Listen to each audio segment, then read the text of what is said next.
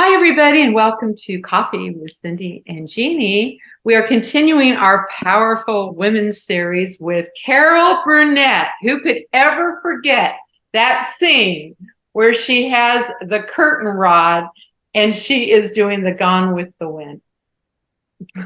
Someone said, "Oh, I love your outfit." And she said, "Oh, this old thing? I just saw it in the window somewhere." And she wrote many of their scripts and stuff like that. But many people don't know, Cindy, that Carol Burnett was actually born in San Antonio, Texas. Oh, no kidding. I just want to read a few things because I've read her autobiography, which is astonishing. But I just want to kind of get this right. She was born on April 26, 1933 in Nick's Hospital in San Antonio. And it says here that she was the daughter of Louise Creighton, a publicity writer for movie studios, and Joseph Thomas Burnett, a movie theater manager. Her maternal grandparents were William Henry Creighton and Mabel Eudora May Jones. Her parents divorced in the late 1930s, and subsequently her parents moved to Hollywood, and Burnett moved with her grandmother to a one-room apartment near her mother. They lived in a very impoverished area of Hollywood, California, in a boarding house with Burnett's younger half-sister, Chrissy.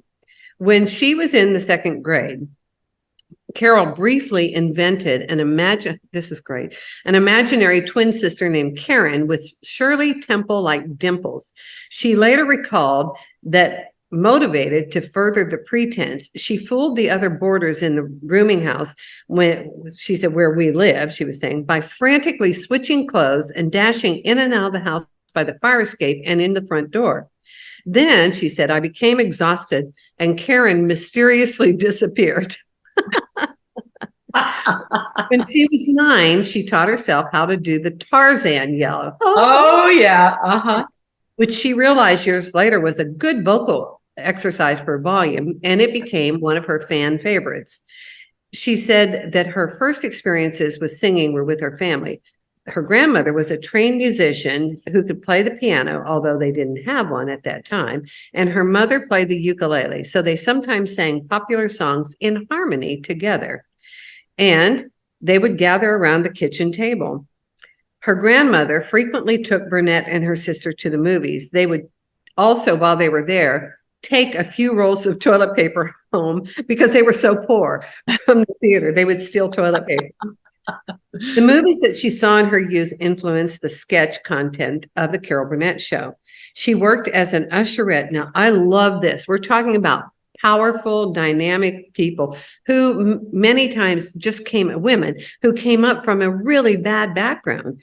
But she was an usherette at the Warner Brothers Theater, now the Hollywood Pacific Theater. When the cinema screened Alfred Hitchcock's Stranger in a Train, 1951, having already seen and enjoyed the film, she advised 2 patrons arriving during the last 5 minutes of a showing to wait until the beginning of the next showing to avoid spoiling the ending for them.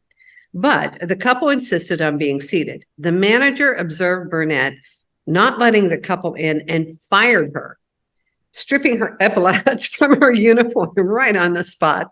Years later, in the 1970s, after achieving TV stardom, when the Hollywood Chamber of Commerce offered her a star on the Walk of Fame, they asked her where she wanted it. She replied, right in front of where the old Warner Brothers Theater was at Hollywood and Wilcox, and that's where they put it.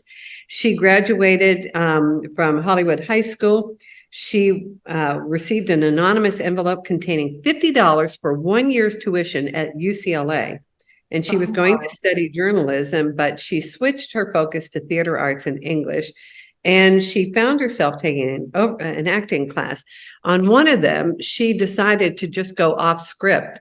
And when she walked out onto the stage, she said, I don't know why, but I decided to just draw this out. And she said, I'm back.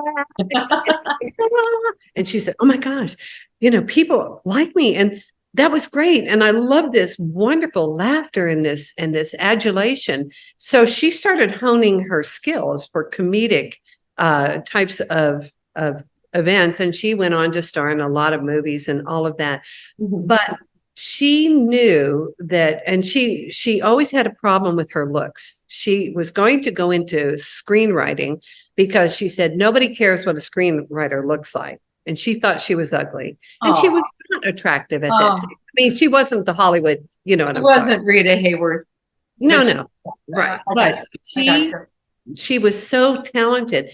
And this guy, when she graduated high school, he asked her, he and his wife were there, and he asked her what she was like stealing cookies from the thing to take cookies home to her grandmother off the buffet. And this guy and his wife came over and said, what do you want to do? And she said, I would love to go to New York City and try my chops, in New York City. And they paid for her to go to New York City. So, this brings us back, and we've talked on our coffee chats before, about when we know what we want, the doors open. And so, we had talked about Emily Morgan, and she knew what she wanted. She knew what it had been like to be a slave, and she knew that she wanted the Republic of Texas to be formed and the Texas independence. So, it's like when you know what you want, opportunities arise. Wow. Well, Carol Burnett was one of the most popular. Her Carol Burnett show ran for 10 consecutive years. And we all loved it. Harvey Korman and Tim, what's this? I can't remember. I can see him, my mind. But, those people, because of her synergy and her focus and her willingness to let other people, and Vicki Lawrence, and let other people also take the limelight, she became more than popular. Oh, yeah. So it's just an extraordinary thing. We were talking about how we are showcasing not just powerful women, but I think the power is also in the innovation and in the clear-sightedness and in the vision and knowing what it is that you want and being willing to take a chance. What would you say about that? Oh, absolutely. Well, I've experienced it myself very much. It's when you have a absolute focus in mind, absolute, not wavering or maybe or whatever, but absolute, and you focus on only that until you see it through to the end, until you cannot do anything else. And which is what happened with me with Jose Cuervo. But also, what's really important is to talk about your dream to people because like for her, this couple said, well, we'll send you to New York. What do you want? And, he could have said, well, I just don't really know. And, well, there's nowhere to go with that. No, you say, I want to go to New York. I want to, because in my experience, the next step is right here. And you know what it is, but you don't know how you're going to get to the next step. So you pay attention to all opportunities, every little conversation, every little email, every little anything, because it can come from anybody. It can be somebody standing next to you at Walmart. And you say, start a conversation. I start conversations with people all the time when I have a vision in mind, because you don't know who you're standing next to or who they know. You just don't know, because God is always putting those opportunities in front of you. Getting back to Carol Burnett, my favorite, I think it was probably her biggest. Conway. I remember now. Tim Conway. The guy who wrapped himself in all the stuff. Yeah. And the dentist. But I think Carol Burnett in the movies, nobody could have done a better job in Annie than Carol Burnett.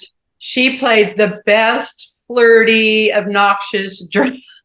But at the end, that thing of her that is a heart, that has a heart, at the end, that was able to come out. Yes. She was kind of a villain and a bad guy in so many ways, but at the end, she said, no, don't hurt that child. Don't hurt that child, So that all came, no one could have done that better. being a villain through a whole thing, and then at the end pulling off just this, no, don't hurt her, with that when Annie's going up that big ladder or trying to get away from that guy. Mm-hmm. Just beautiful, beautiful. And God, she's fun. She was so funny. So when you love Carol Burnett, that movie, you want to watch it because you love Carol Burnett. I have a funny story about that, because she was always self-conscious because she kind of had a receding chin, and that was part of her body image, So after all of her successes in Annie, she flew to Hawaii on vacation and stuff like that, and she had a chin implant. Okay. But then they called her back to do some more scenes. And so her chin is different in the other scenes. And she was like, oh, well, whatever. Well, next time I watch it, my grandkids love that, because the first time I said, okay, I'm going to teach you a new song. The sun will come out tomorrow, which is a great song because they were going through some stuff. And I taught them how to sing that song. And then we actually got the movie Annie.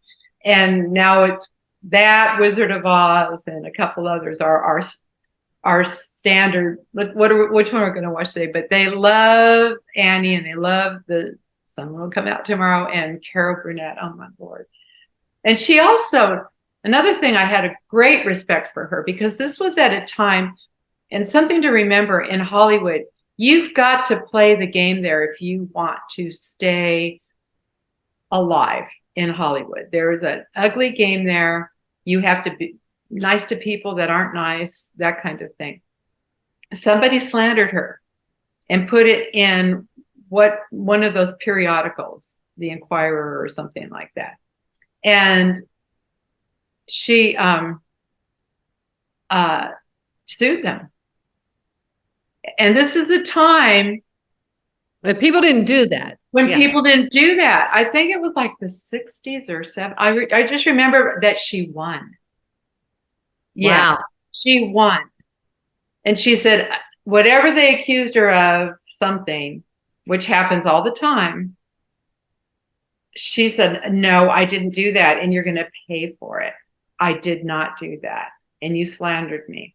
And she won a settlement of some sort, but that wasn't why she went after it. She didn't need the money. She did it, which I think was very, for a woman to do that in those days. That was big. That was big. Yeah. Yeah. Well, and what? Here's the thing too. Anytime any of us does something, it's kind of like the 4-minute mile, Roger Bannister, nobody could run 4 minutes. Well, once he broke that barrier, all of a sudden high school kids are beating that. Okay. And more. So when she did that, she like paved the way for other people to go, no, you're not going to do this to me, and you will get sued. And so, there was a precedent. But again, she came up really in a rocky type of environment, lived in boarding houses. I mean, you can only imagine. And, sometimes we look at other people and go, oh, well, they were born with a silver spoon in their mouth and lucky them. No, not necessarily. It makes you strong. It makes you inventive. It makes you creative. So of our audience and people who are listening here, I'm sure that you watched Carol Burnett and laughed all along without some of you probably know, but many people don't know what her background is. And she took that and it made her strong. And it didn't make her bitter. It made her better. Yes. So it was a wonderful, and, I just love it that she's a Texan. Deep in the heart of Texas. Amen. Yeah. It is a fact that anywhere in Texas you can go. The stars at night are big and bright, and everyone will go deep in the heart of Texas. And they'll start singing with you. You're exactly right. Well, this is fun doing all these women, Jeanie. I love it. Thank you so much. We'll talk soon. Okay, thank you. Take care, my friend.